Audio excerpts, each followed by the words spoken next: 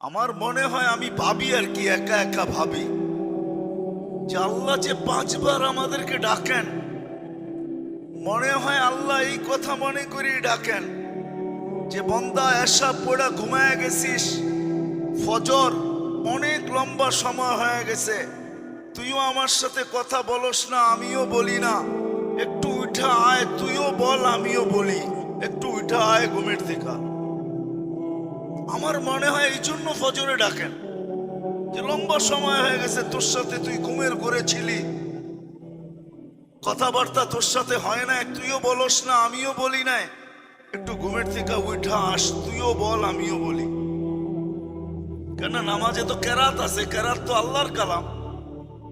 আবার যখন জোহর হয় তখন মনে হয় আবার বলে কাজে কামে ব্যস্ত হয়ে গেছিস, আয় একটু কথা বল।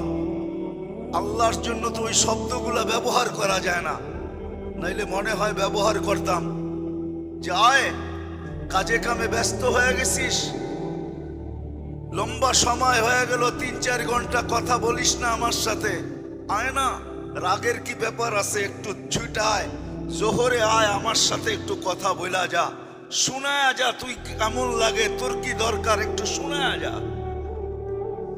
আমার মনে হয় কথা বলার জন্য ডাকে, নামাজের জন্য ডাকে না। আবার আসরে ডাকে, মাগরিবে ডাকে, এশায় ডাকে।